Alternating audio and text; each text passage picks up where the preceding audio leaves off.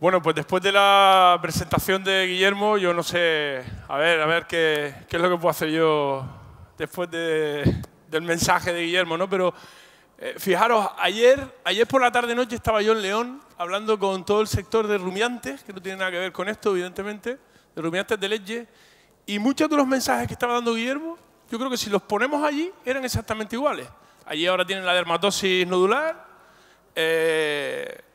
están muy asustados con otras cosas que están dando vueltas en el norte de África. Va a empezar una que yo creo que a todos nos hace temblar, que es la fiebre aftosa, ¿de acuerdo? Yo creo que si esa entra va a dejar en pequeña la peste porcina africana, con todo mi respeto.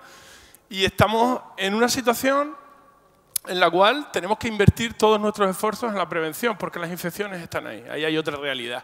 En África, Asia, todas estas zonas, hay otra realidad que tenemos que ser conscientes de ello y que la única manera que podemos o que tenemos de tratar de prevenir es eso, es decir, tratar de evitar que lleguen, pues con prevención, con muchísima formación, ¿de acuerdo?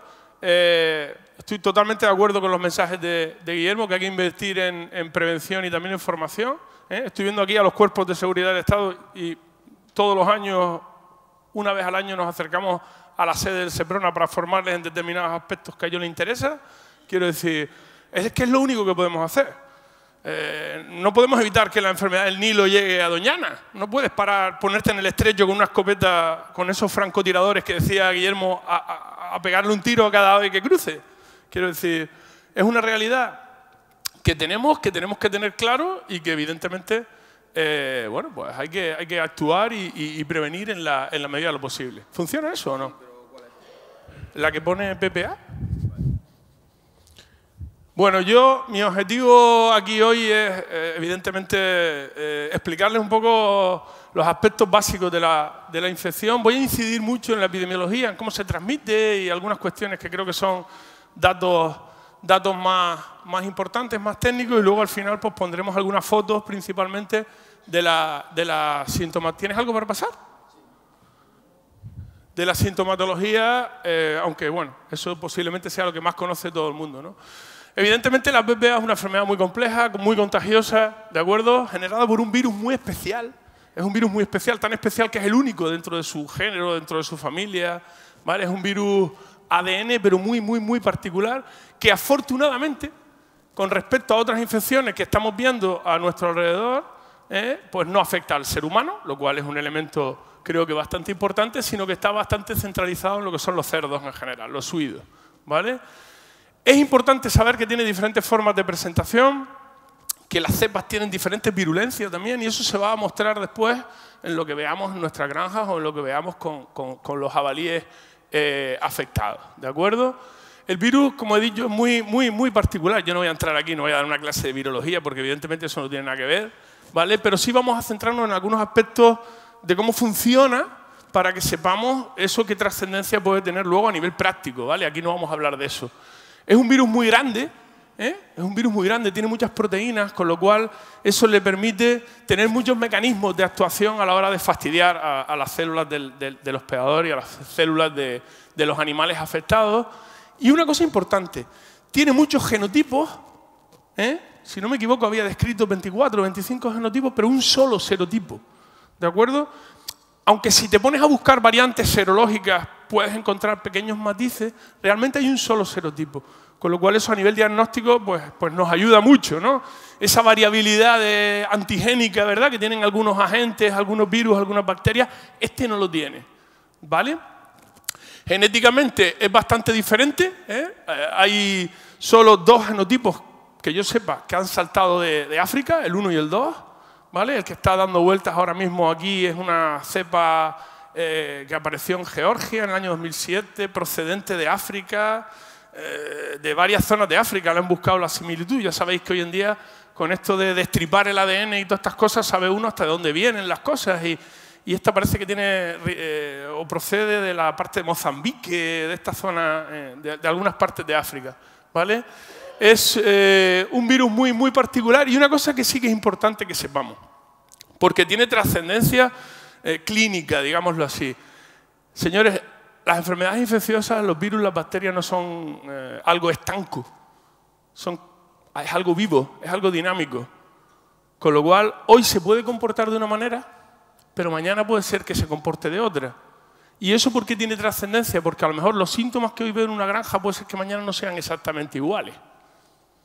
¿Vale? Las enfermedades infecciosas son algo dinámico y esto lo es. Hay mucha información al respecto de cómo ha ido evolucionando la infección, no solo en Europa, sino también en Asia. Los chinos, por ejemplo, hablan de que primero entró un genotipo, luego entró otro, luego el mismo genotipo aparentemente se volvió un poco menos virulento y encuentran la parte del genoma que ha cambiado en el virus para que sea un poquito menos virulento, ¿vale? Evidentemente nosotros no nos vamos a poner aquí a hablar de genes ni de variabilidad, pero sí tenemos que tener en cuenta que es algo que hoy en día puedo ver una cosa, puedo tener muy claro lo que estoy viendo, pero mañana puede ser un poco diferente. Se pueden recombinar entre ellos, con lo cual puede salir de ahí un virus un poquito más diferente. Es decir, tenemos que tener en cuenta que es algo, no es estrictamente siempre lo mismo lo que me puedo encontrar, sino que en un momento determinado puede haber variaciones. Ese es el mensaje. El resto de genética y tal, pues da un poco igual, ¿vale? Sí que sabemos que hay una clasificación de los virus. Vamos a hablar de altamente virulentos y de menor virulencia. Y evidentemente las formas clínicas asociadas a la peste porcina africana pues están asociadas al tipo de virus que también puede estar presente, ¿vale? Los de menor virulencia, alguien puede decir, ah, pues qué bien, a ver si vienen siempre los de menor virulencia, ¿no? Bueno, depende, porque a nivel diagnóstico, ostras, a lo mejor te complica más un virus que sea más transmisible, que dé menos la cara, a lo mejor ahí genera mucha confusión o más confusión. Porque además, si habláramos de un colectivo o de cualquier colectivo que solo tiene ese virus circulando, es muy fácil. Pero es que en una granja, en una explotación, no tienes ese virus. Tienes muchos virus, muchas bacterias y muchas condiciones asociadas a la propia explotación que pueden hacer que las manifestaciones clínicas se vayan para un lado o se vayan para otro. Cuestiones importantes, prácticas del virus, la supervivencia. Es un virus que sobrevive muchísimo, muchísimo. ¿De acuerdo?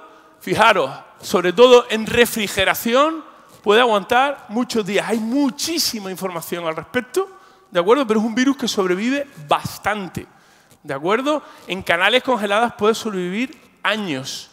Se inactiva bien con la temperatura, pero cuando no hay temperatura, y sobre todo a temperaturas de refrigeración, se mantiene bastante bien. Claro, y yo digo, y ahora decimos, ¿y cuánto puede sobrevivir aquí? ¡Ja! ¿Por qué está todo el mundo buscando jabalíes como locos haciendo batidas? Porque si me dejo uno y luego levanto todas esas restricciones magníficas de las que nos ha hablado Guillermo, que yo creo que lo estamos haciendo bien. Últimamente lo estamos haciendo fantástico. Pero no en esto, en todo. De verdad, la dermatosis nodular sigue en Cataluña en los mismos 18 focos que estaban hace 3 semanas. Y yo hablaba con determinadas personas hace una semana y decía, veremos a ver, porque si se gira un poco más a la izquierda y nos vamos donde tenemos 600.000 vacas, agüita la que se lía. Pues esto igual, hemos tenido suerte, no ha llegado a una zona, digamos, que sea totalmente imposible de controlar, y yo creo que lo estamos haciendo bien, pero claro, es importante localizarlos a todos, porque ¿cuánto puede durar? A ver, no voy a decir 37 días, no, eso no se puede. Pero lo que sí que está bastante claro es que, sobre todo en los músculos, la piel, en determinadas zonas del animal, el virus puede permanecer viable mucho tiempo. Si yo me lo dejo, levanto, y luego llega otro jabalí y se pone allí a blisquear, pues ya la tenemos otra vez montada. De ahí el interés en localizar todos y cada uno de los posibles jabalíes afectados. No voy a entrar en la distribución, ya lo ha comentado Guillermo, vamos a aprovechar un poco el tiempo. Ya sabéis también un poco la situación en España, la situación en lo que fue en España históricamente y la situación actual, ¿de acuerdo? Importante eso, ¿a quién afecta? Señores, las formas clínicas de la peste porcina africana dependen de 2 cosas principalmente. Del virus, o sea, altamente virulento o poco, y de la especie. Porque sí, entre estos dos no hay diferencia. Es decir, prácticamente uno se ve igual de afectado que el otro, ¿vale? Pero si me voy aquí, no. ¿Vale? Afortunadamente, que yo sepa, salvo en algún zoológico, no creo que haya muchos de estos por aquí, ¿vale? pero por ejemplo en África son el reservorio. No les hace nada el virus. Son prácticamente asintomáticos. ¿De acuerdo? Aquí hay dos reservorios importantes. Y a nosotros aquí en España solo nos tiene que importar, digamos, dos reservorios a muy largo plazo, de mantenimiento y sin tener en cuenta los jabalíes y los cerdos. Esto y las garrapatas. Las garrapatas sí las tenemos. Esto, que yo sepa no. ¿De acuerdo? Pero fijaros que el virus, o este tipo de virus, a esta especie silvestre no le hace prácticamente nada. ¿Vale? Es decir, yo no voy a entrar ahora porque ya estaba hablando bastante Guillermo del papel del jabalí. Evidentemente eso, si oyen a Cristian Gortázar, que es un verdadero experto, ya lo vimos ayer, lleva muchos años trabajando en esto, claro, aquí hay mucha gente que seguro que ha vivido la peste porcina africana en épocas anteriores. El papel del jabalí en aquella época no es el mismo de ahora. Porque para empezar, yo no sé cuánto puede haber, pero puede ser que haya 10 veces más. 15 veces más jabalí, no lo sé, por lo menos. Entonces, no es comparable. También es verdad que nuestras explotaciones no son las mismas que hace unas cuantas décadas. Para empezar, es lo que ha estado hablando Guillermo hace poquito aquí, en bioseguridad. ¿De acuerdo? Entonces, importante, cuando la infección entra, esto se puede transmitir de modo directo o indirecto, ¿vale? Pero la vía principal, evidentemente, es el contacto entre individuos infectados y sanos, ¿no? Cuando entra, ¿cuánto tiempo puede tardar en transmitirse la infección y tal? Pues cuando pones animales juntos, hablan desde un día hasta 9, ¿vale? Es decir, es una transmisión bastante rápida. Lógico, porque el animal que está infectado comienza a eliminar el virus por todas partes. Y aquí me gustaría incidir en todo lo que es la sangre. Es decir, tanto cuando el animal tiene diarrea sanguinolenta, como cualquier tipo de posible exposición de sangre, en la sangre aguanta muchísimo el virus. Muchísimo. ¿De acuerdo? Pero incluso cuando arranca el problema, la viremia puede durar meses. ¿Vale? Meses. Es decir, así como en otras secreciones no está tanto tiempo eliminándolo o la cantidad de virus no es tan elevada, en la sangre la viremia es prácticamente permanente, durante bastantes meses. De los portadores subclínicos ya lo hemos comentado, aquí no creo que sea un elemento importante, pero el tema de la garrapata sí. El tema de la garrapata sí, y es una cosa que a mí me da mucho... Como estamos viendo una enfermedad vectorial detrás de otra, porque aquí hoy no hablamos de eso, pero podíamos hablar de Crimea-Congo, podíamos hablar de 1000 cosas que ha llegado con las garrapatas, con los vectores, con los mosquitos. Eso sí que es un verdadero problema a mi juicio, ¿no? Y las que hay por ahí dando vueltas, que no sabemos. O sea, en fin, ¿de acuerdo? Entonces, el tema de la garrapata es un tema interesante, ahora lo voy a comentar, y evidentemente también, como ha dicho Guillermo, es importante la transmisión indirecta. Tanto mecánica, es decir, yo que no tenga nada que ver, pero me lo lleve en la camiseta y me vaya al de al lado, ¿vale? Como en un momento determinado, como puede ser pasar con los jabalíes o lo que sea, pues la ingestión de cualquier material contaminado, ¿vale? Digamos que son las dos vías más importantes, la transmisión directa, pero también la indirecta, obviamente, con cualquiera de las cuestiones que hemos estado comentando. ¿Vale? El virus entra principalmente pues, por vía oronasal. No vamos a perder mucho tiempo eso. Y una cosa que me pareció interesante, la transmisión por aerosoles también es posible. Hay algunos trabajos muy interesantes ahí al respecto de si el virus se puede transmitir por el aire. ¿Vale? Hombre, esto no es la fiebre aftosa, ¿de acuerdo? Pero te hablan de que hasta 10 metros de distancia, en un momento determinado, si el virus sale expirado de un animal contaminado, puede infectar a un animal que pueda estar a 10 metros. 10 metros es, no sé, aquí aproximadamente. O sea, no es poco, No es poco. Para lo que es la transmisión habitual de los virus, no es poco, ¿de acuerdo? La garrapata. A mí me dio miedo cuando encontré esto. ¿Cuánto puede sobrevivir un virus en una garrapata? ¿Habéis visto arriba lo que pone aquí? 5 años. De hecho, en Portugal hay unos trabajos muy chulos. Después de erradicar el problema, vuelve el problema varios años después y dicen, hostia, pero si han pasado unos cuantos años y hemos erradicado, ¿de dónde ha venido esto? ¡Ja! De la garrapata. Porque además este tipo de garrapata, el Ornithodorus, puede aguantar, los machos, si no me equivoco, yo no entiendo de parásitos nada, pero creo que los machos pueden aguantar muchos años y podemos estar hablando fijaros, esto se le ocurrió coger garrapatas de todas las explotaciones afectadas, analizarlos muchos años después, hasta 5 años puede permanecer viable lo que ellos encontraron. Eso sí que es un problema, porque en un momento determinado, si se mantiene ahí algún reservorio de eso, por eso se considera la garrapata como un verdadero reservorio de la infección, mantenimiento a largo plazo, no solo para una transmisión corta, ¿no? Ahí, evidentemente, no tiene ese papel, pero sí que a largo plazo hay que tener más cuidado, ¿vale? Esto ya lo hemos visto, de esto no voy a hablar nada, ¿eh? Hoy en día, evidentemente, lo estamos viendo en Europa, ¿no? El número de brotes que hay en domésticos y en jabalí. Yo pienso como Guillermo, hay que tener tranquilidad. Yo creo que estamos haciendo bien las cosas. Da igual que salgan 10, que 14, que 28, que 30, que 50. El problema es que no salgan de la zona donde estamos detectando los animales. Si lo raro es que no encuentres 50 más. Eso depende de la población de jabalíes que tengas al lado. Una cosa contagiosa y tan compleja como esta es normal. Sí, eso lo que pasa es que sale en la prensa, es lógico, 50, 10 jabalíes más, parece que es la hecatombe. No, los estamos encontrando. Ojalá encontráramos 500 y no nos dejáramos ninguno. ¿Vale? El problema es que salga. Si ya sale, ahí ya es más complejo. ¿Vale? De esto no voy a hablar, lo ha hablado perfectamente Guillermo. Yo he tenido la oportunidad de vivir lo que es cazar un jabalí. Yo no soy cazador, pero he tenido la oportunidad de ver lo que es el rollo este de las miras térmicas, es espectacular. Y yo creo que, evidentemente, la sobrepoblación de jabalí, ¿cuánto llevamos hablando de esto? Porque es que a mí me alucina. Yo veía la imagen de Guillermo, que puso Guillermo, dándole de comer un señor al jabalí así en el hocico. Los jabalíes están hasta las trancas de tuberculosis. Es que no tiene nada, es que ya no importa para nada la tuberculosis, que es una zoonosis, y tú dándole allí de comer, o cuando acercas a un crío, yo no digo nada. Pero a lo mejor hay que incidir mucho en lo que estaba también él diciendo, en la formación, en que la gente sepa de qué estamos hablando, porque hay muchísima ignorancia en ese sentido, ¿vale? Y no tenemos que irnos a la peste porcina africana, como él decía, porque todas las medidas que él ha estado comentando son medidas de bioseguridad lógicas en cualquier explotación ganadera, no porcina, ganadera. ¿De acuerdo? Y las medidas de higiene básicas nuestras son las básicas. Hablemos de un cerdo, de un caballo o de una vaca.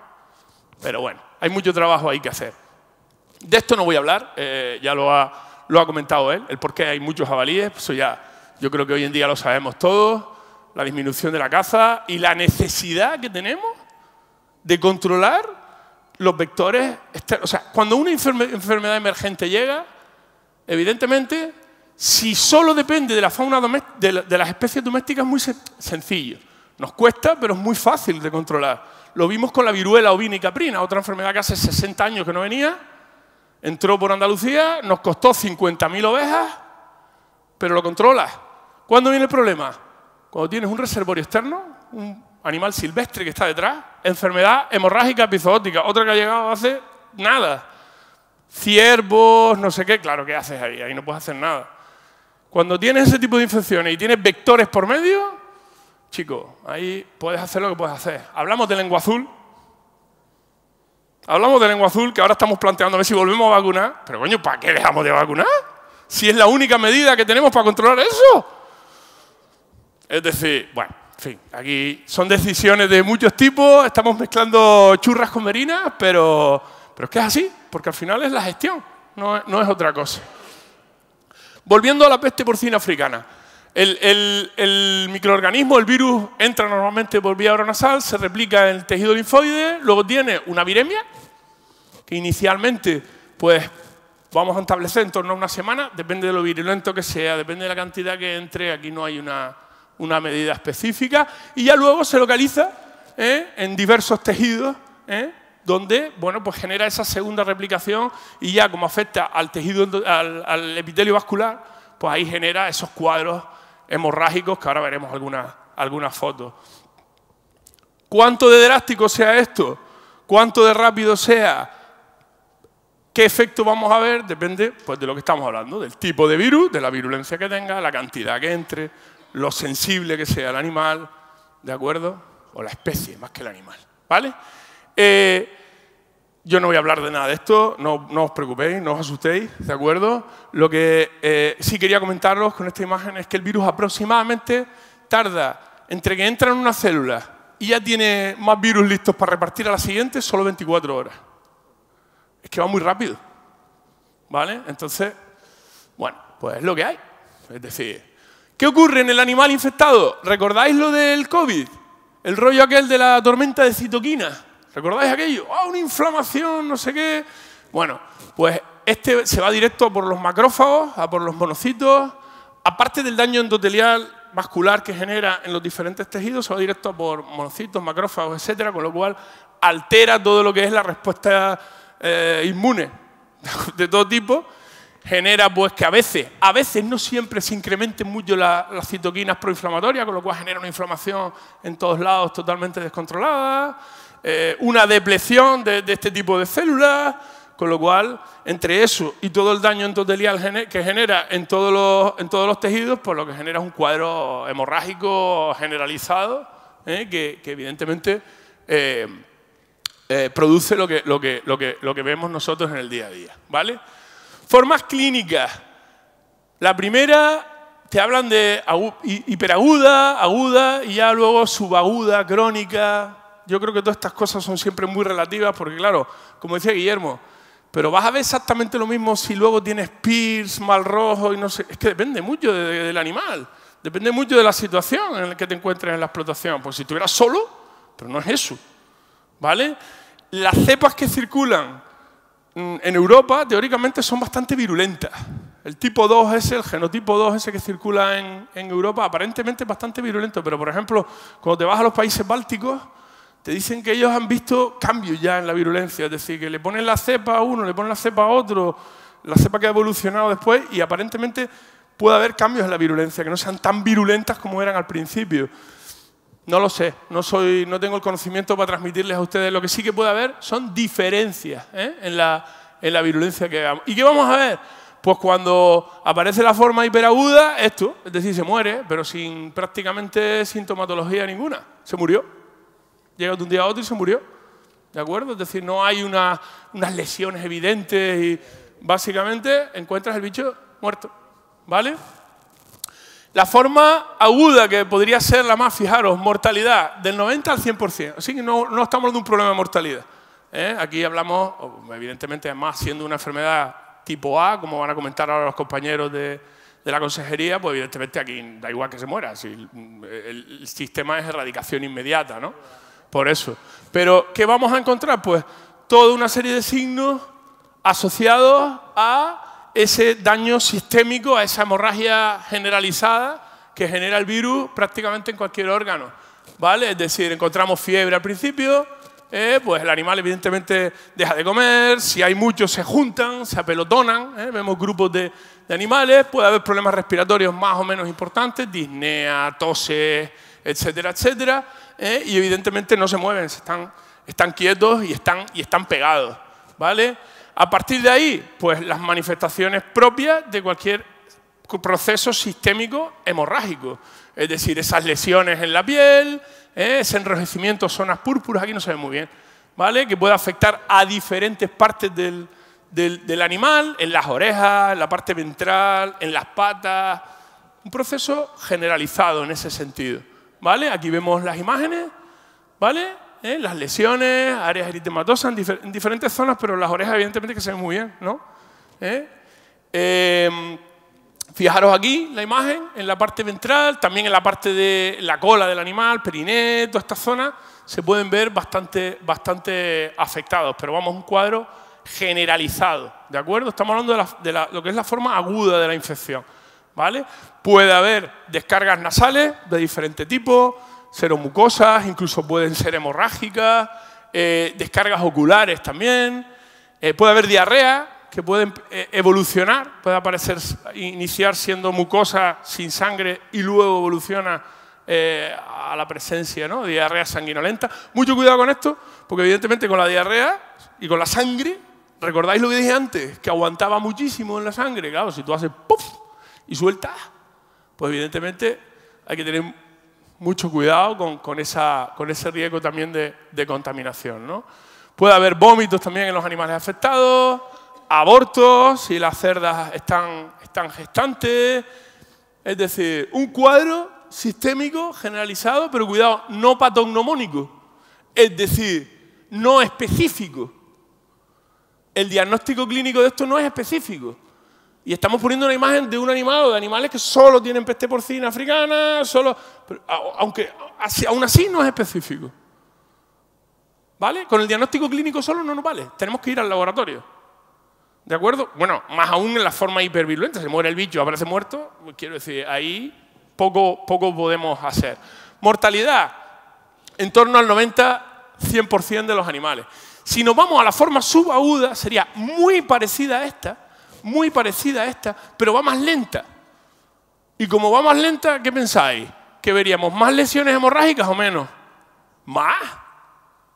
Esas lesiones que estamos viendo en la piel se verían más evidentes todavía. ¿Por qué? Porque el virus tiene más tiempo para seguir fastidiando al bicho. ¿Vale? O sea que sería muy parecido, pero con más lesiones, más edema, más lesiones hemorrágicas, porque hay un curso de la infección un poquito mayor. ¿De acuerdo? Mortalidad en la forma subaguda, entre el 30 y el 70. Bueno, si es que aquí tienes un 90, aquí tienes un 70, quiero decir, bueno, tampoco estamos hablando de nada o de grandes diferencias, ¿vale?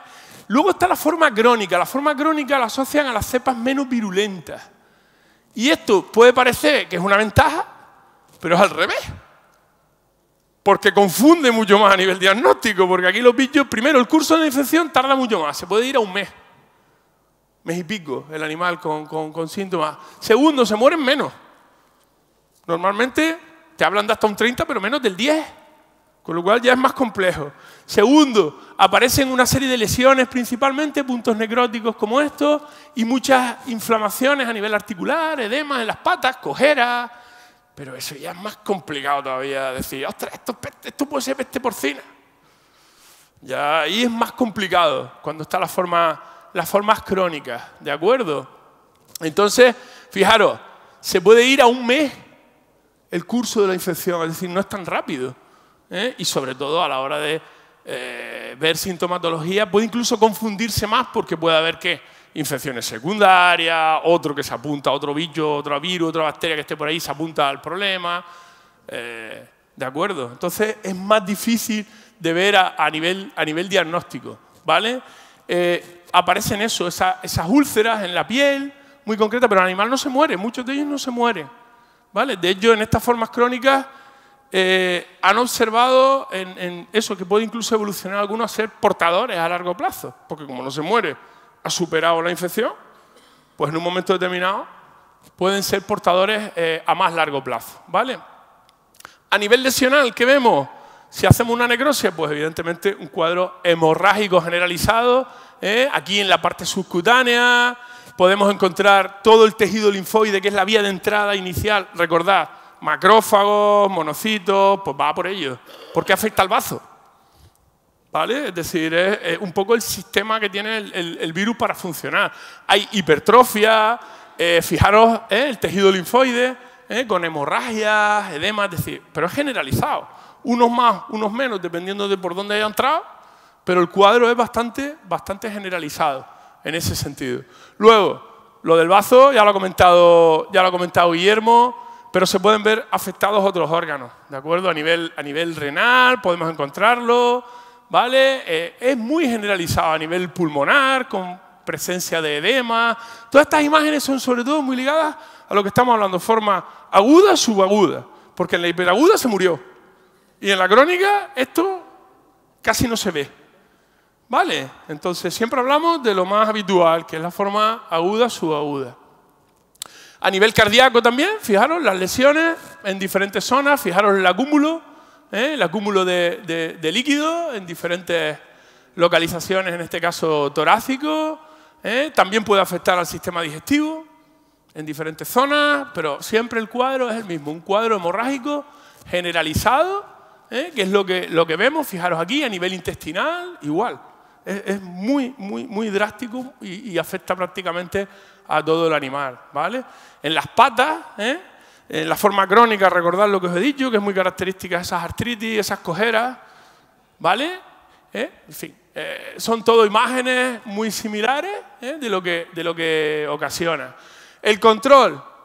Yo no voy a hablar nada de prevención, tampoco voy a hablar nada de cuestiones oficiales porque lo van a comentar los compañeros ahora, pero ya he dicho algo, a nivel clínico no hay un cuadro que tú digas, es esto, seguro. Solo con el diagnóstico clínico estoy seguro de que es esto. No, hay que ir al laboratorio. ¿De acuerdo? Para empezar, porque la otra, la peste porcina clásica, es que es igual. Quiero decir, si yo le pongo esto a ustedes, pues yo no sé, si alguien es capaz de ver ahí alguna diferencia con las fotos anteriores que he puesto. Quiero decir, es que clínicamente es igual.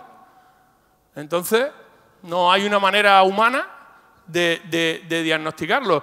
Por no hablar, como comentaba Guillermo, de otras infecciones, mal rojo, yo qué sé, disentería, salmonelosis.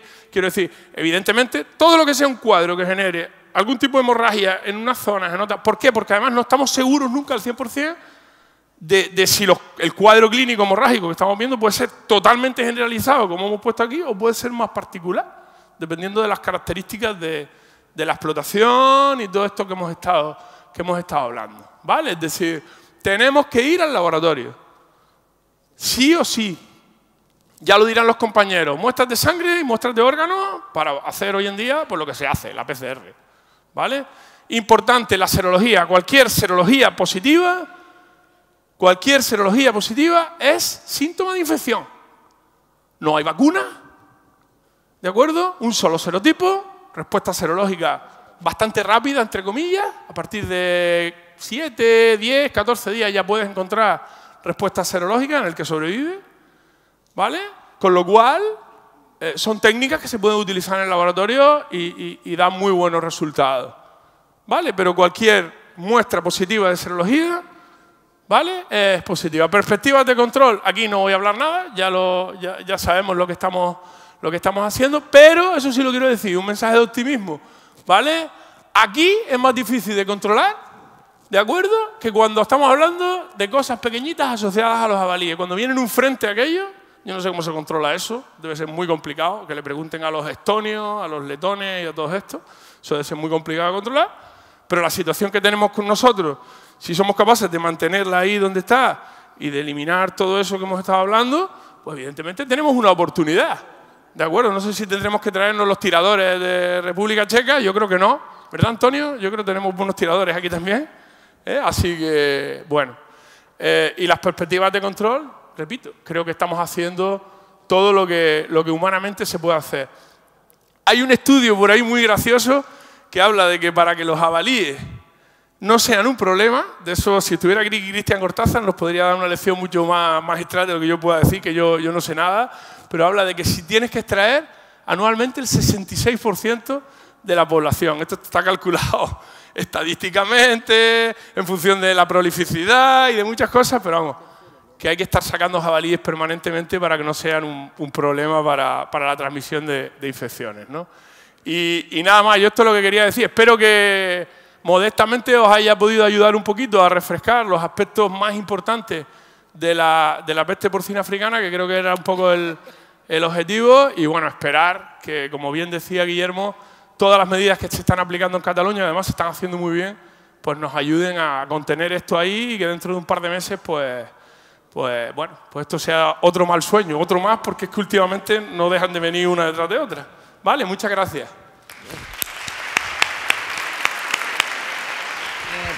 Pues si me podéis, Guillermo, vamos a dar 10 minutos para preguntas, porque como a las 12 menos cuarto nos tendremos que ir al otro acto para Cristian y para Guillermo, por si después habrá en la mesa redonda habrá más oportunidad de hacer preguntas, pero en particular para ellos, si hay algunas preguntas ya en el bolsillo, pues sería el momento de hacerlas.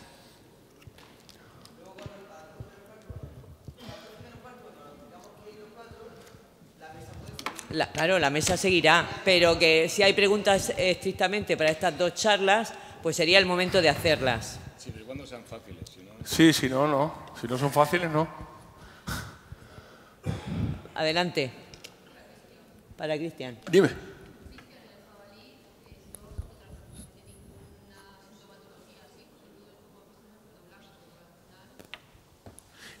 No hay diferencias clínicas en cuanto a cómo se comporta el... Tienes que analizarlo. Todo jabalí muerto que encuentres.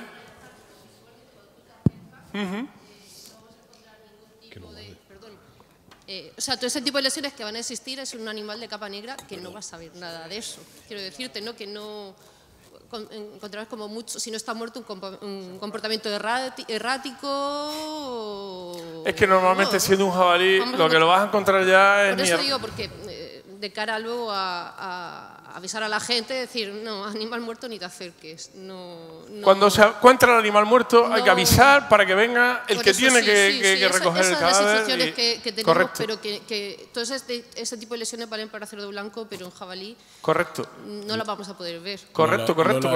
Es improbable que tú veas un jabalí enfermo. Por eso. De hecho, en toda Europa no hay reporte de diagnóstico previo si no es en animal muerto. Tú, el jabalí, además cuando está enfermo ya procura, como deja de andar, se separa de las zonas transitadas. La imagen es esa que hemos puesto ahí en medio de la presentación, el jabalí o varios jabalíes muertos, que es decir, cuando lo ves ya, cuando se deja ver así, es porque está ya... Lo tenemos casi claro, pero era para confirmar. ¿Alguna pregunta más? Ha quedado todo clarísimo, ¿eh? La leche. ¿Nada más? Ahí.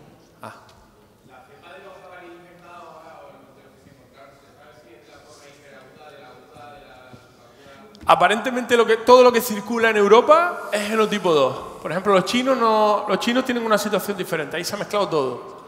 Parece ser que, por ejemplo, en Asia hubo introducción de varios genotipos diferentes, de varias zonas, lo cual te permite ahí luego que ellos se pongan a jugar entre ellas, a cambiarse y tal, pero en Europa, aparentemente, todo lo que hay deriva de la introducción en Georgia hace X años. De hecho, creo que acaban de genotipar el virus ahora y efectivamente sale un genotipo 2 y es un virus aparentemente bastante virulento. Pero también Carlos. Yo creo que tiene influencia el que ahora mismo teníamos una población indemne. No, hombre, claro, quiero decir... Entonces ahora mismo no había contacto con la enfermedad y evidentemente pues, claro, la violencia es mayor. No, y aparte que no hay vacuna. Quiero decir, si tú hablas de una infección en la que puedes prevenir de alguna manera con vacunación o por un contacto permanente con la infección, evidentemente... Siempre si tú no aplicas el sacrificio, siempre vas a tener algún animal que sobreviva y ese animal evidentemente mantiene cierto grado de inmunidad, pero ese caso en Europa no es, o esa situación en Europa no es real, porque nosotros nuestra estrategia ya sabemos cuál es. ¿Por qué aplicamos esa estrategia? Porque no hay otra para que no te cierren Japón, China, somos exportadores. Nuestra situación sanitaria es fundamental. Yo no pensaba hacer preguntas, pero como no me puedo estar callado. A ver, en la sala tenemos no solo veterinarios, esta pregunta es para los dos, me da igual que conteste. No solo tenemos veterinarios, tenemos cuerpos de fuerza de seguridad del Estado, tenemos cazadores, tenemos avisados estaban los grupos de senderismo, entonces... Sobre todo para cazadores y senderistas, porque los cuerpos de fuerza de seguridad del Estado saben lo que tienen que hacer, y la consejería también. Recomendaciones. ¿Qué se hace cuando tú estás por el monte, por eso eres un senderista, te has ido a dar un paseo? Hay una cosa que a mí me preocupa en cuanto al tema de bioseguridad, ahora entramos a eso. El tema de bioseguridad y es el tema de los trabajadores en granjas, que tú lo has dicho, que no son, que se traen comida de su país de origen. Vamos, eso es el primer motivo de despido procedente de una persona. Lo puedo decir de otra manera, pero yo en mi empresa ni me lo pensaría. Te pillo con algo de origen animal, de origen porcino ya, y yo lo ampliaría. Pero te pillo con algo de origen porcino en mi empresa, en mi granja, vamos, no vuelves a poner un pie en todos los días de tu vida. Pues ese tema es importante, que tenemos que, como veterinarios de las explotaciones, clarísimo, deberíamos de estar encima. Pero luego, yo soy un senderista, como tú dices, la ruta del colesterol, me he salido a dar un paseo y encuentro un jabalí muerto. no te acerques ni por casualidad. Mira, Avisa al Seprona inmediatamente. Teléfono. Y el calzado y la ropa que tengas, inmediatamente a lavar, pero a lavar si puede ser con 180.000 grados de temperatura. Es que el otro día estábamos, no veo a Juan Pedro, pero estábamos en Seprona, estaba Juan Pedro, y estábamos nosotros como colegio en el Ayuntamiento de Lorca, y los cazadores nos decían que ellos habían hecho muchas batidas, que tal. Entonces yo les decía, pero usted sabe cuando termine de cazar, esa ropa, la suela, me miraba como si yo estuviera loca. Claro. La suela usted tiene que desinfectarla, limpiarle bien, quitarle todos los posibles estiércoles que lleve, recoger la suela, que la ropa tiene que lavarla a determinados grados, que todo eso habría que hacerlo. Lavada y desinfectada. Comunicación y concienciación. Gracias a Dios estamos en una fase en la que no tenemos nada, tranquilidad, pero vamos a ocuparnos, vamos a formar, que era una de las cosas, porque se hacía esto, a lo mejor habrá que sacar carteles, o habrá que volver a juntarse solo con cazadores o solo con senderistas, porque eso tenemos que tenerlo y no bajar la guardia nunca, claro. Hay muchísima información, el problema es que está distribuida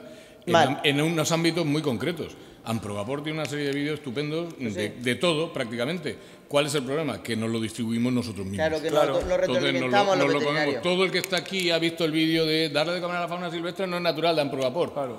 Pero yo pregunto en mi ámbito no profesional y les pongo el vídeo y es como, hostia, qué bonito. Claro. Es la primera vez que lo veo, nadie lo conoce. Con lo Sí, cual, el problema es como veterinarios, como técnicos, como encargados de granja, como gente que trabajáis con cerdos, vuestra obligación es comunicarlo y comunicárselo a todo el mundo. Guillermo, ayer venía yo de León, por carretera, y estábamos oyendo la radio, una emisora nacional, y estaba hablando el periodista, muy conocido en este país, no vamos a decir quién, y estaba hablando de la peste porcina y hablaba de que las personas tenían que tener cuidado, pero bueno, que aunque te infectaran no pasaba nada, es decir, estaba tratando de transmitir que si tú tocabas un jabalí o estabas en contacto lo que sea, podías con la ropa o con lo que sea transmitir la infección, y él lo que hablaba era de la persona infectada. Estamos hablando a nivel nacional. Periodista que teóricamente tendrá también, evidentemente, su equipo, pero no lo digo por un aspecto peyorativo con él, sino porque realmente es que hay mucho desconocimiento. Que la gente no sabe hablar ni transmitir, y estoy seguro de que él sabía lo que quería transmitir, pero no tiene el vocabulario técnico, ni los tertulianos que tienen muchas veces alrededor, que hablan de todo, no saben exactamente qué es lo que están transmitiendo. Hay que salir el problema del corazón. Y a esas personas las escucha mucha gente. Hay algunas perlas periodísticas de los últimos días que son dignas de ver. Sí, la de... Por eso, a ver, cuando vemos que esta gente comunica raro, nuestra obligación es comunicar. Pero que no hace falta salir en la tele ni en la radio. Se lo tenéis que contar a todo el que os quiera oír alrededor. Claro. En el bar del pueblo. En la granja no voy ni a decirlo porque es vuestra obligación profesional. Pero en el bar del pueblo, en la comunión de... Yo el domingo voy a una boda y mi mensaje va a ser a todo el mundo: si vais al monte no toquéis jabalíes muertos, coño. Y avisar al Seprona, por Dios. Que ya sé que voy a quedar como el raro, pero bueno, es lo mío. O al 112, me da igual. Pero tenemos que comunicarlo más allá de nuestro ámbito, porque en nuestro ámbito ya nos conocemos todos y todos lo sabemos. El problema es que fuera de nuestro ámbito, muy poca gente. Mira, si la gente no sabe ni la potencia del sector español, del sector porcino, cuando tú le cuentas lo que hacemos, se quedan flipando. Digo, pues es para joderse. Por ejemplo. ¿Alguna pregunta más, pero muy corta? Pues entramos a la siguiente charla, que es de la Consejería de Medio Ambiente, María José Gens. Cuando quieras.